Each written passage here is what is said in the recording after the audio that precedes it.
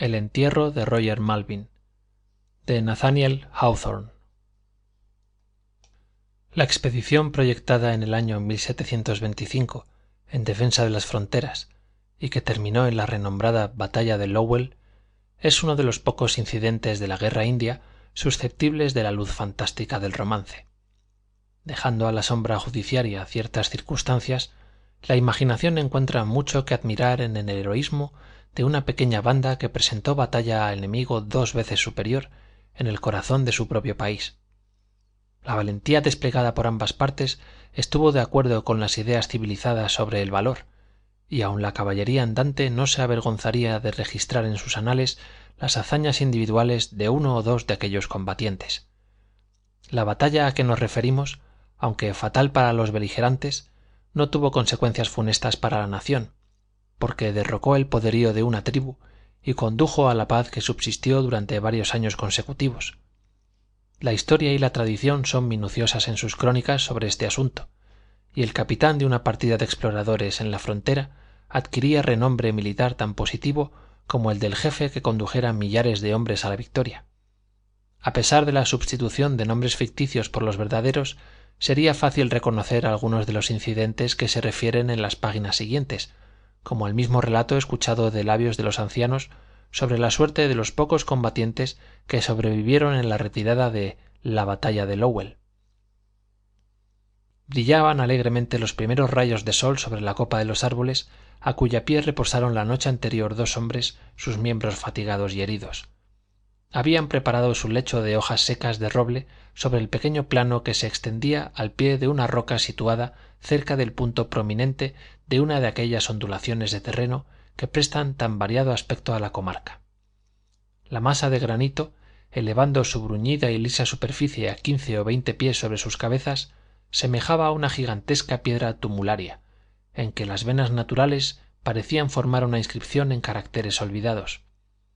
En una extensión de varios acres en torno a esta roca, los robles y otros árboles de madera dura habían reemplazado a los pinos, producto ordinario del terreno, y un joven y vigoroso renuevo de roble se erguía inmediatamente detrás de los viajeros.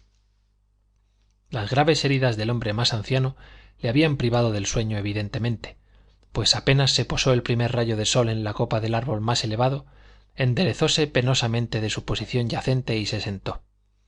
Las líneas profundas de su rostro y algunas hebras grises en sus cabellos acusaban que había pasado de la edad mediana, pero su musculoso cuerpo habría sido capaz de resistir la fatiga como en la fuerza de la juventud, a no ser por el efecto de sus heridas. La languidez y el agotamiento se revelaban en sus macilentas facciones, y la mirada desolada que arrojó a las profundidades de la selva manifestaba la íntima convicción de que su peregrinaje había terminado. Volvió enseguida los ojos al compañero que estaba acostado al lado suyo. Era un joven que apenas habría alcanzado la edad viril, y yacía con la cabeza sobre el brazo, entregado a un sueño intranquilo que un estremecimiento causado por el dolor de sus heridas parecía a cada instante a punto de romper. Su mano derecha asía un fusil, y a juzgar por el juego violento de sus facciones, su sueño le mostraba de nuevo la visión del conflicto del cual era uno de los escasos sobrevivientes. Un grito, agudo y fuerte sin duda en su soñadora fantasía, llegó a sus labios en vago murmullo, y estremeciéndose a este ligero eco de su propia voz, despertó repentinamente. Su primera preocupación al recobrar sus sentidos fue preguntar ansiosamente por el estado de su compañero herido. Este sacudió la cabeza.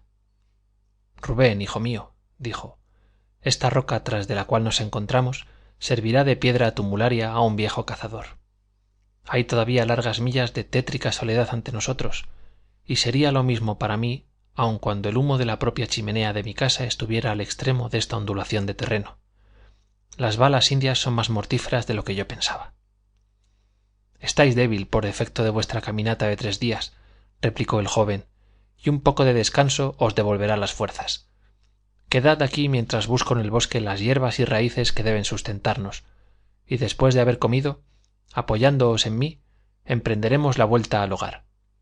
No dudo de que con mi ayuda podréis llegar hasta una de las guarniciones de la frontera». «No tengo 2 días de vida, Rubén», dijo el otro serenamente, «y mi cuerpo inútil no debe ser más tiempo una carga para ti, que con dificultad puedes sostenerte a ti mismo. Tus heridas son profundas y tus fuerzas decaen rápidamente. Sin embargo, puedes salvarte aún, si te apresuras a avanzar solo. Para mí no hay esperanza, y aguardaré aquí la muerte. Si es así, permaneceré a vuestro lado y velaré por vos, dijo Rubén con resolución. No, hijo mío, no, insistió su compañero. Deja que se imponga la voluntad de un moribundo. Dame tu mano, que yo la estreche, y parte. ¿Piensas que mis últimos momentos serían más tranquilos con la idea de que te condenaba a morir de muerte más lenta? Te he amado como un padre, Rubén, y en momentos como este debo tener la autoridad de un padre. Te ordeno marchar para que yo pueda morir en paz. ¿Y porque habéis sido un padre para mí, he de dejaros perecer y quedar insepulto en esta soledad? Exclamó el joven. No.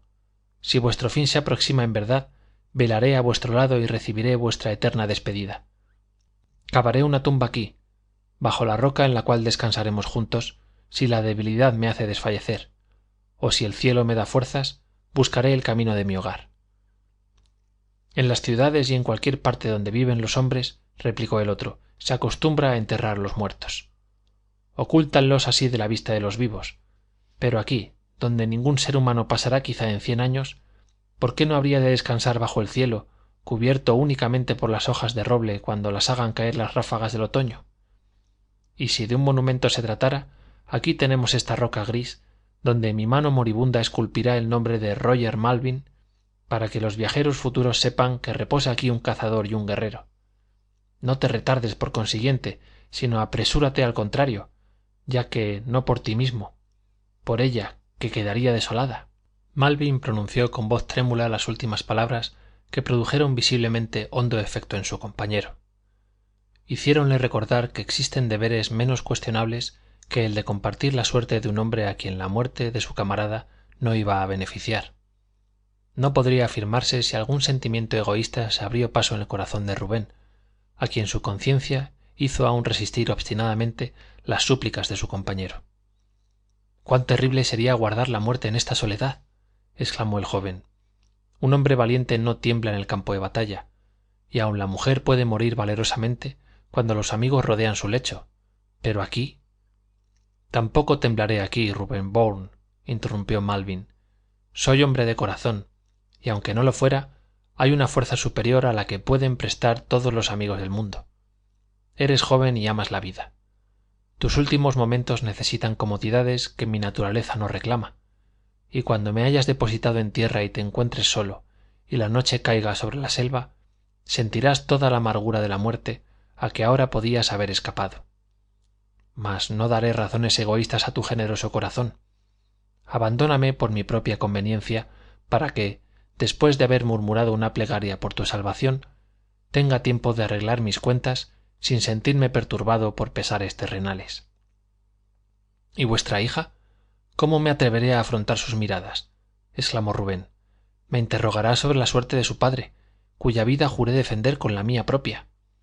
¿He de decirla que marchasteis 3 días conmigo desde el campo de batalla y que os abandoné luego, dejándoos perecer solo en el desierto? ¿No es preferible que me acueste en la tierra y perezca al lado vuestro antes que regresar salvo y verme obligado a decir esto a Dorcas? Dirás a mi hija, repuso Roger Malvin, que, a pesar de encontrarte dolorosamente herido, débil y fatigado, sostuviste por muchas millas mis pasos vacilantes y te separaste de mí solo a mis ruegos, porque no quise yo que tu muerte pesara sobre mi alma. Le dirás que fuiste fiel en medio del sufrimiento y los peligros, y que si tu sangre hubiera podido salvarme, la habrías derramado hasta la última gota. Y dile también que serás para ella algo más que querido de un padre, y que os bendigo a ambos, y que mis ojos moribundos pueden vislumbrar una vía larga y placentera que recorreréis juntos. Mientras hablaba, habíase erguido Malvin, y la energía de sus últimas palabras pareció llenar la selva solitaria con una visión de felicidad. Mas al caer exhausto de nuevo sobre su lecho de hojas de roble, se apagó la luz que por un momento había brillado en los ojos de Rubén. Sintióse loco y culpable de pensar en la dicha en momentos semejantes. Su compañero espiaba su movible fisonomía, tratando de arrastrarle con arte generoso a procurar su propio interés. «Quizá me equivoco respecto al tiempo que me resta de vida», prosiguió. Es posible que con pronta asistencia llegara a recobrarme de mis heridas. Los primeros fugitivos deben haber llevado ya a la frontera las nuevas de nuestro desastroso encuentro, y probablemente recorren el campo partidas para recoger a los que se hallan en condiciones semejantes a las nuestras. Si tropezaras con una de estas partidas y la guiaras a este sitio, ¿quién puede asegurar que no me vería otra vez sentado al fuego de mi hogar? Una dolorosa sonrisa vagó por las facciones del moribundo al insinuar esta infundada esperanza que, sin embargo, produjo efecto en Rubén. Ningún motivo puramente egoísta, ni siquiera la situación desolada de Dorcas, le habría inducido jamás a abandonar a su compañero en momentos semejantes, pero sus deseos acogieron la idea de que era posible salvar la vida de Malvin, y su entusiasta naturaleza llegó casi a posesionarse de la remota posibilidad de encontrar ayuda humana en aquella soledad. Seguramente que hay razones, y razones poderosas para esperar que nuestros amigos no se encuentran muy distantes, dijo a media voz. Un cobarde huyó en salvo al comienzo de la pelea, y es probable que haya ido bien deprisa. Todos los fieles de la frontera han empuñado sin duda el fusil a tales nuevas, y a pesar de que ninguna partida se aventuraría tan adentro de los bosques, puedo encontrarla quizá después de un día de marcha. Aconsejadme escrupulosamente, añadió volviéndose a Malvin, desconfiado de su propio criterio. Si estuvierais en mi lugar, ¿me abandonaríais mientras tuviera vida? Hace 20 años, replicó Roger Malvin suspirando, sin embargo, al reconocer íntimamente la disimilitud de ambos casos. Hace 20 años que escapé con un amigo muy querido del cautiverio de los indios cerca de Montreal. Vagamos durante muchos días entre los bosques hasta que al fin, desfallecidos por el hambre y el cansancio, mi amigo se desplomó y trató de persuadirme que le abandonase, porque sabía que al permanecer pereceríamos ambos. Y con muy poca esperanza de encontrar socorro, amontoné una almohada de hojas secas bajo su cabeza y me apresuré a partir. ¿Y volvisteis a tiempo para salvarlo?, preguntó Rubén, pendiente de las palabras de Malvin como si fueran el profético anuncio de su propio éxito. Sí, respondió el otro. Llegué al campamento de una partida de cazadores el mismo día antes del ocaso. Los guié hasta el paraje donde mi amigo aguardaba la muerte, y ahora es un hombre sano y vigoroso que trabaja sus propias tierras muy lejos de la frontera, mientras que yo estoy herido aquí, pereciendo en las profundidades del desierto. Este ejemplo, actuando poderosamente sobre la decisión de Rubén, se fortalecía inconscientemente con muchos otros motivos en el alma del joven. Roger Malvin comprendió que el triunfo estaba cerca. Ahora ve, hijo mío, y que el cielo te proteja, dijo. Vuelve con nuestros amigos tan pronto como puedas encontrarlos, a menos que las heridas y el cansancio te hagan desfallecer. Pero en este caso, envía a 2 o 3, los que sea posible, en busca mía. Y créeme, Rubén, mi corazón se sentirá más ligero a cada paso que te acerque al hogar. Mas podía quizá observarse cierto cambio en su voz y en su fisonomía mientras hablaba así, porque era, en verdad, suerte horrible verse abandonado para expirar en la soledad. Rupert Bourne, convencido solo a medias de que procedía con rectitud, alzóse y se preparó para la partida. Pero antes, aunque contrariando los deseos de Malvin, reunió un montón de las hierbas y raíces que habían sido su único alimento en los últimos 2 días. Colocó la inútil provisión al alcance del moribundo, para quien dispuso igualmente un lecho fresco de hojas secas de roble. Subiendo entonces al ápice de la roca, que era áspera y rugosa por uno de sus lados, inclinó el joven roble y ató su pañuelo a la rama más alta. La precaución no era innecesaria para guiar a cualquiera que pudiese venir en busca de Malvin, porque los costados de la roca, salvo el ancho y bruñido frente, quedaban ocultos a poca distancia por la densa vegetación de la selva. El pañuelo era el vendaje de la herida del brazo de Rubén, y al atarlo en el árbol, juró, por la sangre de que estaba manchado, que regresaría, ya fuera para salvar la vida de su compañero o para depositar su cuerpo en la tumba.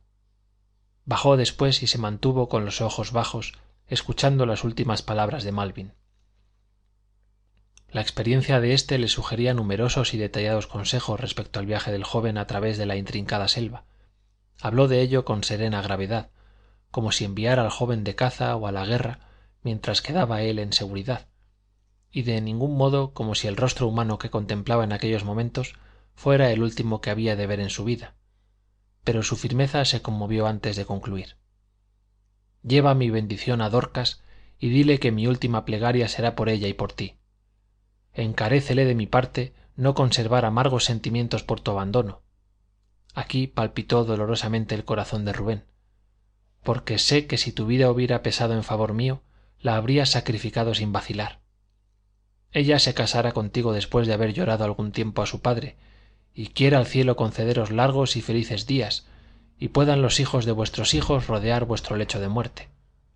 Y vuelve, Rubén, añadió, pues la debilidad de la muerte le vencía al fin, cuando tus heridas estén curadas y tu cansancio haya pasado. Vuelve a esta roca solitaria a depositar mis huesos en la tumba y a murmurar una plegaria sobre mis restos. Los habitantes de la frontera prestaban atención casi supersticiosa a los ritos de la sepultura, lo cual se originaba quizá en las costumbres de los indios que hacían la guerra tanto a los muertos como a los vivos, presentándose muchos casos en que se sacrificaba la vida por el propósito de enterrar a los que habían perecido en las fauces del desierto. Rubén comprendía, por consiguiente, toda la importancia de la solemne promesa que hizo de volver y de llevar a cabo las exequias de Malvin. Era digno de notarse que éste, al hablar a corazón abierto en sus palabras de despedida, no trataba ya de persuadir al joven de que quizás un rápido socorro podría salvarle.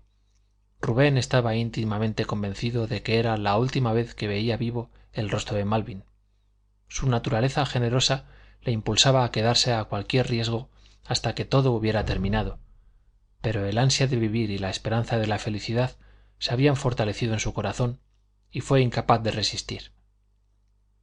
Es suficiente, dijo Roger Malvin después de escuchar la promesa de Rubén. Ve y que Dios te guíe. El joven oprimió su mano silenciosamente, volviéndose, y partió.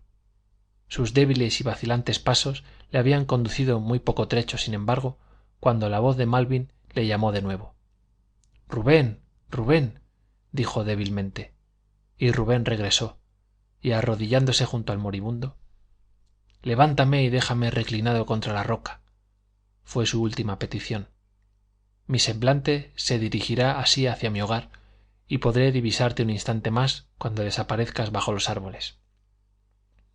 Habiendo satisfecho Rubén el deseo de cambiar de postura al moribundo, comenzó otra vez su solitaria peregrinación. Avanzaba al principio más rápidamente de lo que correspondía a sus fuerzas, porque una especie de remordimiento, que atormenta a veces al hombre en sus actos más justificados, le incitaba a ocultarse cuanto antes a los ojos de Malvin. Mas, después de avanzar bastante lejos sobre las crujientes hojas, retrocedió agazapándose, empujado por una ardiente y dolorosa curiosidad, y oculto por las raíces medio enterradas de un árbol caído, miró ansiosamente al hombre abandonado. El sol matinal estaba claro y los árboles y arbustos inhalaban el suave ambiente de mayo, pero había, sin embargo, cierta melancolía en el aspecto de la naturaleza, como si simpatizara con los dolores y sufrimientos de la muerte. Las manos de Roger Malvin se elevaban unidas en ferviente plegaria, de la cual pudo percibir Rubén en medio de la tranquilidad de la selva algunas palabras que penetraron en su corazón, torturándole con sufrimiento intolerable. Eran acentos interrumpidos que imploraban por la felicidad del joven y de Dorcas, y al escucharlos, su conciencia o algún sentimiento análogo luchó fuertemente para persuadirle a volver y reposar de nuevo junto a la roca. Sintió todo el horror del destino del noble y generoso ser a quien había abandonado en tal extremidad. La muerte llegaría lentamente como un fantasma, avanzando poco a poco hasta él a través de la selva, y mostrando de árbol en árbol, cada vez más cerca, su faz horrenda e implacable. Mas el destino de Rubén le impulsaba probablemente a no retardarse un día más, y ¿quién le reprocharía haberse retraído de sacrificio tan inútil? Cuando lanzaba en derredor la postrera mirada, la brisa hizo ondear la pequeña bandera en la copa del roble, recordando a Rubén su juramento. Muchas circunstancias contribuyeron a retardar al viajero herido en su marcha a la frontera. El segundo día, las nubes, densamente apretadas sobre el horizonte, descartaron la posibilidad de regular su camino por la posición del sol, y el joven ignoraba si los esfuerzos de su naturaleza casi exhausta le llevaban más cerca o más lejos del fin apetecido. Proveían escasamente a su subsistencia las bayas y otros productos naturales del bosque. Rebaños de ciervos pasaban, es verdad, muy cerca de su lado, y las perdices se levantaban ante su paso, pero había consumido las municiones en la batalla y no podía siquiera intentar la caza. Sus heridas, inflamadas por el constante esfuerzo de que dependía su sola esperanza de vida, disminuían sus fuerzas y muchas veces perturbaban su razón. Pero aun en medio de su desvarío, el joven corazón de Rubén se aferraba fuertemente a la existencia, hasta que, incapaz absolutamente de movimiento, desfalleció al fin bajo un árbol, viéndose obligado a esperar allí la muerte. En tal situación fue descubierto por una partida despachada en socorro de los sobrevivientes a las primeras nuevas de la batalla. Lleváronle a la colonia más cercana, que resultó por azar su propia residencia. Dorcas, con la sencillez de los tiempos primitivos, velaba al lado del lecho de su amante herido, prodigándole aquellos cuidados que son privilegio exclusivo del corazón y las manos de la mujer. Durante varios días los recuerdos de Rubén vagaron pesadamente entre los peligros y obstáculos que había tenido que vencer, y el joven fue incapaz de dar respuesta definida a las preguntas con que muchas personas se apresuraban a fatigarle. No habían circulado aún detalles auténticos del combate, ni era dado tampoco a las madres, esposas e hijos saber si los seres amados de su corazón estaban cautivos o yacían entre las cadenas inquebrantables de la muerte. Dorcas guardaba en silencio sus temores hasta que una tarde, despertando Rubén de un sueño intranquilo, pareció reconocerla más claramente que las veces anteriores. Observó que el joven había reconquistado por completo sus sentidos y no pudo dominar más largo tiempo su ansiedad filial. «¿Y mi padre Rubén?» comenzó, mas el cambio de la fisonomía de su amante la obligó a detenerse. El joven se estremeció como a impulsos de agudo dolor, y la sangre subió violentamente a sus descoloridas y flacas mejillas. Su primer impulso fue ocultar el rostro, pero con desesperado esfuerzo se enderezó y habló con vehemencia, defendiéndose contra una imaginaria acusación. «Tu padre quedó malherido en la batalla, Dorcas, y me prohibió embarazarme con el peso de su compañía, permitiéndome solamente acompañarlo hasta la orilla del lago para que pudiera saciar su sed y morir en paz. Pero yo no quería abandonar al anciano en tal situación, y, aunque herido yo mismo, le sostuve prestándole la mitad de mis fuerzas, y le llevé conmigo. Durante 3 días vagamos juntos, y tu padre resistió mucho más de lo que yo esperaba, pero al despertar del 4.º día le encontré desfallecido y exhausto. No podía proseguir. La vida se le escapaba y... «¿Murió?», exclamó Dorcas débilmente. Rubén sintió cuán imposible era confesar que su egoísta amor a la vida le había obligado a partir antes que la suerte del padre de la joven se hubiera decidido. No habló. Solamente inclinó la cabeza y se desplomó, desfallecido y avergonzado, ocultando el rostro entre las almohadas. Dorcas sollozó al ver confirmados sus temores, pero como se había anticipado este golpe largo tiempo, pudo rehacerse mejor contra su violencia. «¿Abriste una fosa para mi padre en el desierto?», fue la pregunta que expresó inmediatamente su piedad filial. «Mis brazos estaban débiles, pero hice lo que pude», replicó el joven en voz baja. «Elévase una magnífica piedra tumularia sobre su cabeza, y pluguiera al cielo que me sea dado reposar tan tranquilamente como él». Observando Dorcas el extravío de sus últimas palabras, no inquirió más en aquella ocasión, pero su corazón se tranquilizó a la idea de que Roger Malvin no había carecido de los ritos funerarios que era posible procurar. La historia del valor y la fidelidad de Rubén no perdió nada de su fuerza cuando Dorcas la refirió a sus amigos, y el pobre joven, al dejar con vacilante paso su cuarto de enfermo para respirar la brisa soleada, hubo de sufrir la miserable y humillante tortura del inmerecido elogio general. Todos reconocían que era digno de solicitar la mano de la hermosa doncella a cuyo padre habría sido fiel hasta la muerte, y como mi cuento no es de amor, baste decir que pasados algunos meses Rubén llegó a ser el esposo de Dorcas Malvin. Durante la ceremonia nupcial el rostro de la desposada brillaba con reflejos sonrosados, pero el semblante del esposo estaba pálido. Atormentaba ahora el corazón de Roger Bourne un sentimiento incomunicable, algo que debía ocultar cuidadosamente a la persona que más amaba y en quien más confiaba en el mundo. Deploraba amarga y profundamente la cobardía moral que había retenido sus palabras cuando estuvo a punto de confesar la verdad a Dorcas, pero el orgullo, el temor de perder su cariño, la obsesión del desprecio general, impidiéronle rectificar la falsedad. Comprendía que no era acreedor a censura alguna por haberse separado de Roger Malvin. Su presencia, el sacrificio gratuito de su vida, habría agregado solamente una nueva angustia a los últimos momentos del moribundo, pero al disimular este hecho justificable le había prestado la apariencia misteriosa de una falta, de manera que Rubén, a quien su razón decía haber procedido honradamente, experimentaba sin embargo en alto grado los terrores mentales que constituyen la expiación de todo aquel que ha perpetrado un crimen oculto. Por efecto de cierta asociación de ideas llegaba hasta considerarse a veces casi un asesino. Durante muchos años también le asaltaba de repente una idea que no podía arrojar por completo de su mente, aun cuando comprendía toda su insensatez y extravagancia. Tenía la obsesión torturadora de que su suegro permanecía aún sentado al pie de la roca, sobre las marchitas hojas, vivo y aguardando el socorro que había implorado.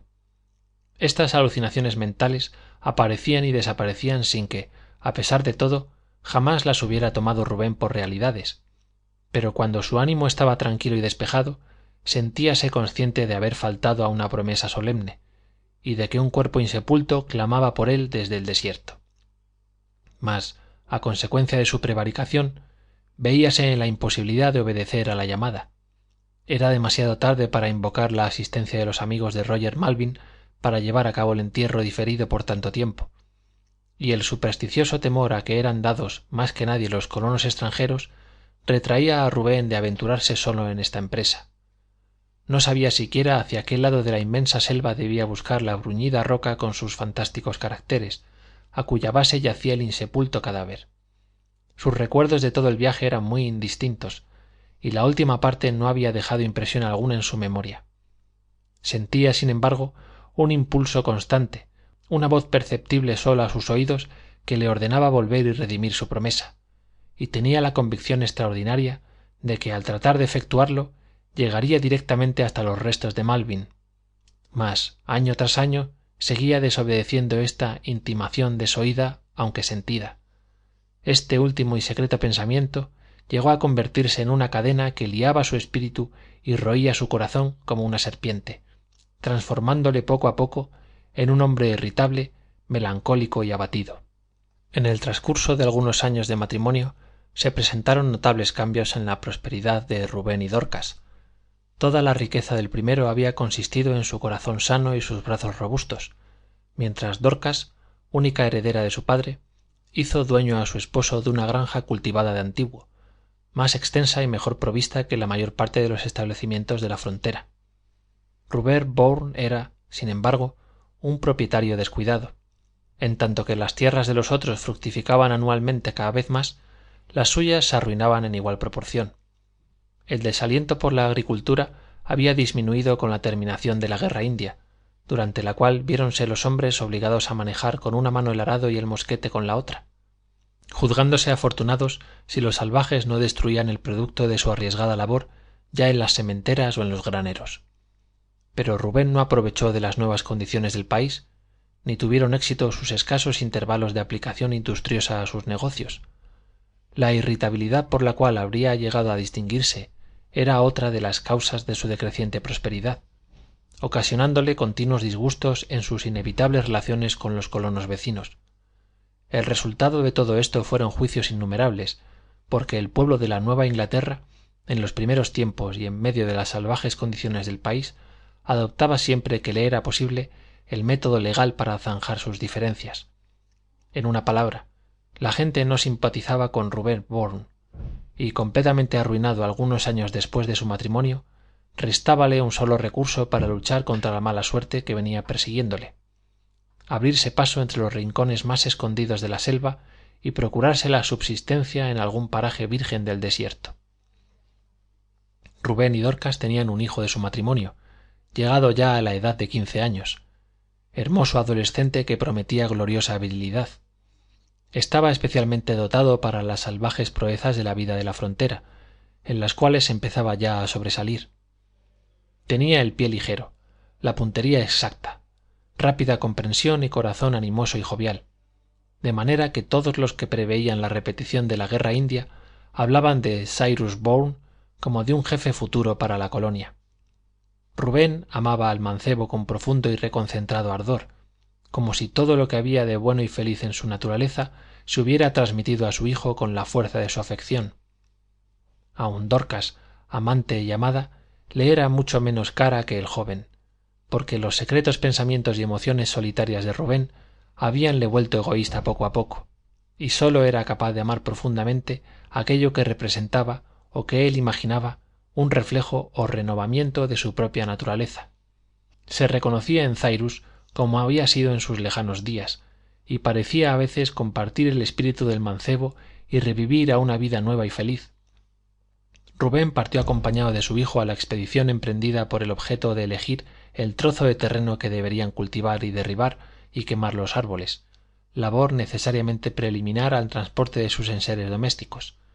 Transcurrieron así 2 meses del otoño, pasados los cuales Rubén Bourne y el joven cazador regresaron a pasar el último invierno en las colonias. A principios del mes de mayo, la pequeña familia, cortando los vínculos de afecto que la encadenaban a los objetos inanimados, se despidió de los pocos que aún se apellidaban sus amigos a despecho de la ruina de su fortuna.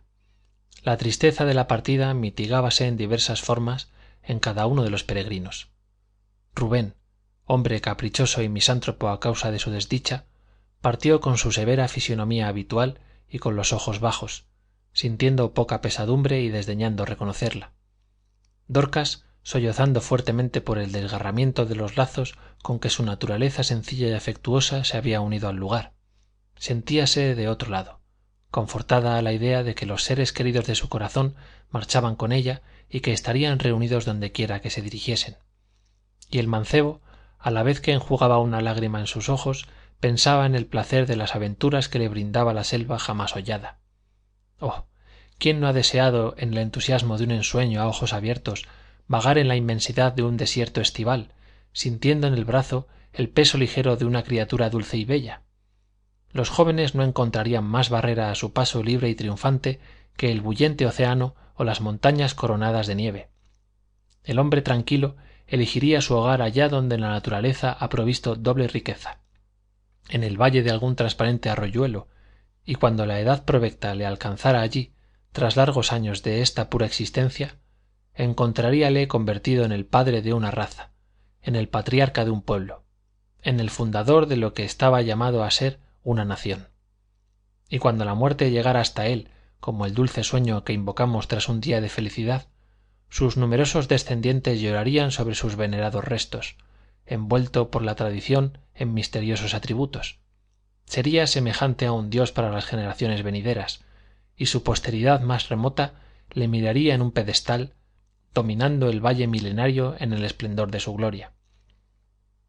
La intrincada y sombría selva a través de la cual vagaban los personajes de mi cuento era completamente diferente de la tierra fantástica del soñador.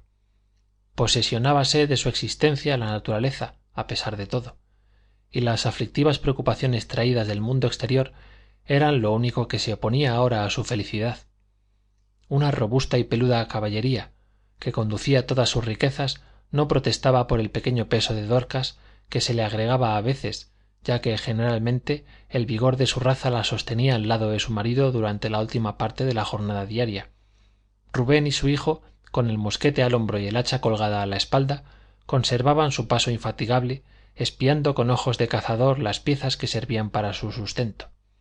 Cuando el hambre se dejaba sentir, deteníanse y preparaban su alimento en el bosque, en el margen de algún inmaculado arroyo que protestaba con dulce murmullo como una doncella al primer beso de amor, cuando se arrodillaban para beber rozándolo con sus labios sedientos. Dormían en una choza fabricada de ramas y despertaban al brotar la aurora, frescos para emprender las tareas del nuevo día. Dorcas y el mancebo viajaban alegremente, y aun el espíritu de Rubén brillaba a intervalos con muestras exteriores de placer, pero interiormente le agobiaba un pesar frío, tan frío que lo comparaba a las masas de nieve acumuladas en las profundidades de los valles y en las hondonadas de los riachuelos, mientras arriba se ostentaban las hojas de verde brillante.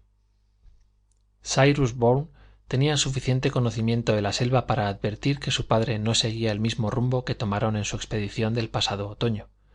Dirigíanse ahora más bien hacia el norte, abandonando la dirección de las colonias y penetrando en una región de que bestias y hombres salvajes eran los únicos posesores. El joven hizo alusión algunas veces a esta materia, y Rubén le escuchaba atentamente, llegando a cambiar una o dos veces la dirección de su marcha siguiendo los consejos de su hijo. Mas apenas lo había hecho, parecía encontrarse intranquilo. Lanzaba hacia adelante miradas rápidas y escudriñadoras, buscando aparentemente enemigos ocultos detrás de los troncos de los árboles, y no encontrando nada peligroso por aquel lado, tomábalas atrás como si temiera ser perseguido. Observando Cyrus que su padre volvía gradualmente a su primera dirección, no trató ya de intervenir, no permitiéndole su naturaleza aventurera lamentar la mayor extensión y misterio de su ruta, aunque sentía involuntariamente oprimírsele el corazón. En la tarde del quinto día hicieron alto y armaron su sencillo campamento una hora antes del ocaso. El aspecto del país en las últimas millas aparecía diverso a causa de las ondulaciones del terreno que semejaban las olas enormes de algún mar petrificado, en una de cuyas depresiones, paraje romántico y agreste, levantó la familia su tienda y encendió su hogar. Había algo que estremecía y emocionaba a la par en el espectáculo de aquellos tres seres, unidos por unos fuertes lazos del amor y aislados de toda otra criatura humana. Los obscuros y tétricos pinos se inclinaban sobre ellos, y cuando el viento barría sus altas ramas, un rumor misericordioso escuchábase en el bosque. O quizás se lamentaban aquellos viejos árboles, temiendo que los hombres intentaran al fin destrozar sus raíces con el hacha. Rubén y su hijo se propusieron marchar en busca de caza, de la cual no tenían provisión aquel día, mientras Dorcas preparaba la cena. El mancebo, después de prometer que no se alejaría mucho del campamento, partió con paso tan ligero y elástico como el ciervo que se proponía derribar, mientras su padre, sintiendo pasajera felicidad al mirarle, pensaba enderezar sus pasos en dirección opuesta. Dorcas, entretanto, sentóse cerca del fuego de secas ramas, sobre un tronco de árbol caído hacía largos años, enmohecido ahora y cubierto de musgo. Su ocupación, alternada con una mirada incidental al puchero que comenzaba a hervir sobre el fuego, era la lectura del almanaque de Massachusetts, del año en curso que, con excepción de una vieja Biblia en gótico, constituía toda la riqueza literaria de la familia. Nadie presta mayor atención a la división arbitraria del tiempo que aquellos que se encuentran excluidos de toda sociedad. Y así Dorcas hizo notar, como dato de importancia, que era el 12 de mayo. Su marido se estremeció. «El 12 de mayo. Debería recordarlo bien», murmuró, mientras un torrente de pensamientos ocasionaba cierta confusión momentánea en su mente. «¿Dónde estoy? ¿Dónde me encuentro vagando? ¿En dónde le he dejado?» Dorcas, demasiado acostumbrada a las maneras inciertas de su marido para notar especialmente esta nueva peculiaridad, dejó el almanaque a un lado y se dirigió a él con aquel tono melancólico que los corazones tiernos dedican a los pesares largo tiempo enfriados y desvanecidos. Por estos días, en este mismo mes, hace 18 años, mi pobre padre abandonó este mundo por otro mejor. Tuvo un brazo cariñoso para sostener su cabeza y una tierna voz para alentarle en sus últimos momentos. Rubén. Y el pensamiento de los afectuosos cuidados que le prodigaste me ha consolado muchas veces desde aquel tiempo. Oh, la muerte sería horrible para un hombre solitario en un lugar tan abandonado como este. Ruega al cielo, Dorcas, dijo Rubén con voz interrumpida, ruega al cielo que ninguno de nosotros muera solitario y quede insepulto en esta triste soledad. Y se apresuró a alejarse, dejándole cuidar del fuego bajo los tétricos pinos. La rapidez de la marcha de Rubén Bourne disminuyó poco a poco conforme se hacía menos sensible el dolor que las inocentes palabras de Dorcas le habían producido. Mil extrañas reflexiones se apoderaron sin embargo de su mente, y avanzando más bien con paso de sonámbulo que de cazador, no podía atribuirse a precaución alguna de su parte que su tortuosa marcha no le arrastrara muy lejos del campamento. Sus pasos se encaminaban maquinalmente, casi en círculo, y no observó siquiera que se encontraba en el margen de un trozo de terreno cubierto de espesa arboleda, entre la cual no había ya pinos. En vez de éstos, veíanse aquí robles y otras clases de árboles de madera dura, y en torno de sus raíces brotaba densa y apretada maleza dejando, sin embargo, espacios vacíos y cubiertos de gruesas capas de hojas secas.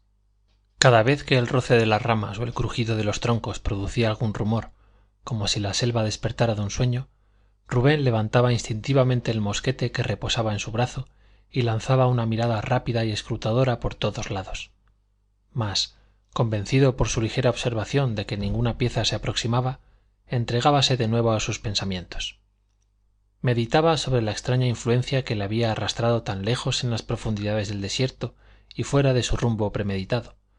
Incapaz de penetrar hasta los secretos repliegues de su alma, donde el motivo yacía oculto, creyó que una voz sobrenatural le había hecho adelantar y que una potencia sobrenatural había impedido su regreso. Confiaba en que la providencia le procuraría la ocasión de expiar su pecado. Esperaba encontrar los huesos tan largo tiempo insepultos, y que, una vez depositados bajo tierra, la paz arrojaría sus resplandores sobre el sepulcro de su corazón. Distrájole de estas ideas un rumor en el bosque a corta distancia del sitio a que había llegado. Observando el movimiento de algún objeto detrás de la espesa cortina de maleza, hizo fuego con el instinto del cazador y la seguridad del buen tirador. Un suave quejido, que decía de su certeza y con el cual aún los animales pueden expresar su agonía mortal, pasó inadvertido para Rubén Bourne. ¿Qué recuerdos se atropellaban en su mente? La espesura en cuya dirección había hecho fuego crecía cerca de la cima de una ondulación del terreno, apretándose en torno de la base de una roca que por la forma y pulido de uno de sus dos lados no estaba lejos de asemejarse a una gigantesca piedra tumularia. Como reflejada en un espejo se reproducía la imagen de esta roca en la memoria de Rubén. Reconocía hasta las venas que parecían formar una inscripción en olvidados caracteres. Todo continuaba igual, excepto una densa maleza que envolvía la parte baja de la roca y habría ocultado a Roger Malvin en caso de que permaneciera todavía sentado en aquel sitio. En este momento, las miradas de Rubén advirtieron otro cambio que el tiempo había efectuado desde que se encontró por última vez en este mismo lugar que ahora ocupaba, detrás de las raíces enterradas del árbol caído. El árbol joven en cuya copa había atado el sangriento símbolo de su juramento había crecido y, desarrollándose hasta convertirse en un gran roble, lejos todavía de su madurez, pero abundantemente provisto de umbrosas ramas. Pero había en este árbol una particularidad que hizo temblar a Rubén. El centro y las ramas inferiores mostraban vida exuberante, y el exceso de vegetación cubría el tronco casi hasta la tierra, pero alguna circunstancia había esterilizado la parte superior del roble, y su rama más alta aparecía marchita, sin savia y tristemente muerta. Rubén recordaba cómo había flotado la pequeña bandera al tope de aquella rama cuando estaba verde y fresca 18 años atrás. ¿Qué crimen, pues, la había marchitado? Después de la partida de ambos cazadores, Dorcas continuó sus preparativos para la cena. Su mesa silvestre era el gran tronco de un árbol caído y cubierto de musgo, en cuya parte más ancha había extendido un mantel blanco como la nieve y dispuesto toda la vajilla de brillante metal que les restaba de lo que había sido su orgullo en la colonia.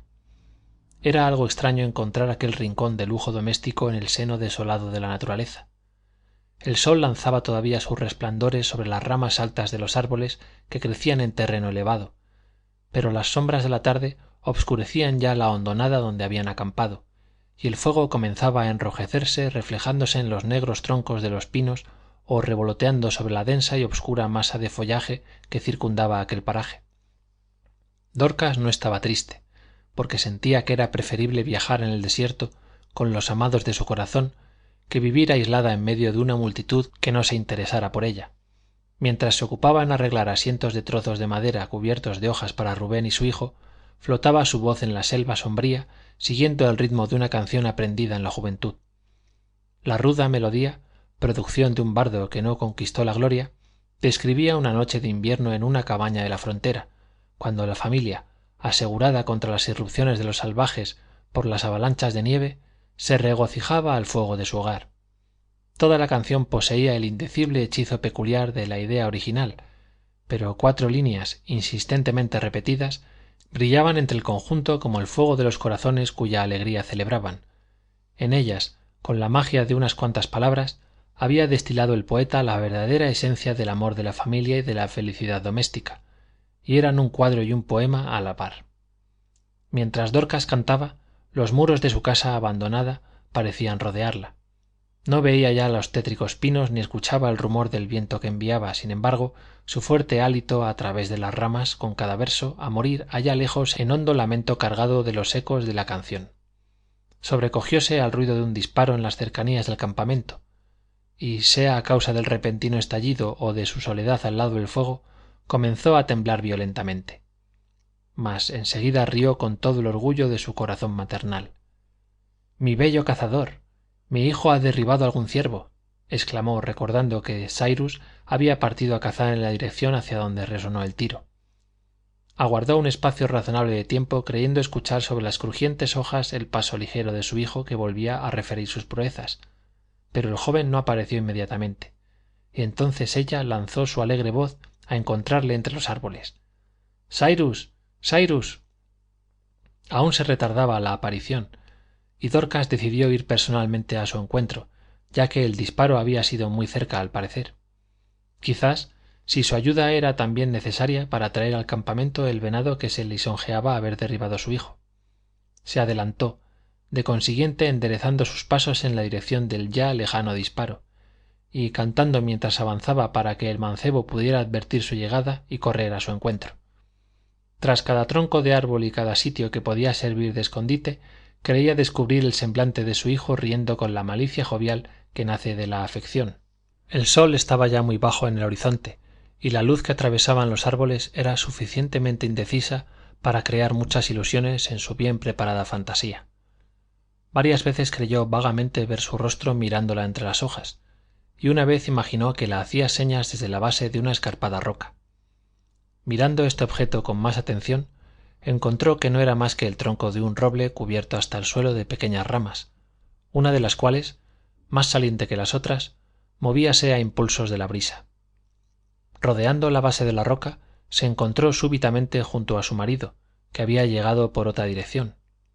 Inclinando el cañón de su fusil, cuya culata descansaba en las hojas marchitas, Rubén parecía absorto en la contemplación de cierto objeto que yacía a sus pies. «¿Qué es eso, Rubén? ¿Derribaste al ciervo y te quedaste dormido sobre él?», exclamó Dorcas, riendo alegremente al observar a la ligera la posición y aspecto de su marido. Él no se movió ni volvió los ojos hacia ella, y cierto horror frío y siniestro, indefinible en su origen y en su objeto, comenzó a apoderarse de la sangre de Dorcas. Advertía ahora que el rostro de su marido tenía palidez mortal y que sus facciones estaban rígidas, como si fueran incapaces de asumir otra expresión que la de la horrible desesperación que las petrificaba. No dio el más ligero signo de haber notado su presencia. «Por el amor del cielo, háblame, Rubén», exclamó Dorcas, y el eco extraño de su propia voz la aterrorizó más aún que el silencio de muerte. Su marido se estremeció, la miró en el rostro, condújola al frente de la roca y señaló con el dedo. «Oh, allí yacía el mancebo, dormido, pero sin sueños, sobre las hojas caídas de la selva. Descansaba la mejilla sobre el brazo. Sus suaves rizos caían echados hacia atrás sobre su frente. Sus miembros estaban ligeramente laxos. ¿Algún súbito desfallecimiento había acometido al joven cazador? ¿Despertaríale la voz de su madre? Dorcas sabía bien que aquello era la muerte. «Esta inmensa roca es la piedra tumularia de tu familia más cercana, Dorcas», dijo su marido. «Tus lágrimas regarán a la vez la tumba de tu padre y la de tu hijo». Ella no le oyó. Con un alarido salvaje, que pareció brotar de lo más hondo de su alma dolorida, se desplomó insensible junto al cuerpo de su amado hijo. En el mismo instante, la rama marchita en la copa del roble se deshizo en el ambiente tranquilo y cayó en ligeros y suaves fragmentos sobre la roca, sobre las hojas, sobre Rubén, sobre su mujer y su hijo, y sobre los huesos de Roger Malvin. Entonces se conmovió el corazón de Rubén y brotaron lágrimas de sus ojos como el agua de una roca. El hombre, abatido por la desgracia, redimió la solemne promesa del mancebo herido. Su crimen quedaba expiado. La maldición se apartaba de su lado. Y después de haber vertido sangre más querida a su corazón que la suya propia, subió a los cielos por primera vez en largos años una plegaria de labios de Rupert Bourne. Fin de El entierro de Roger Malvin, de Nathaniel Hawthorne.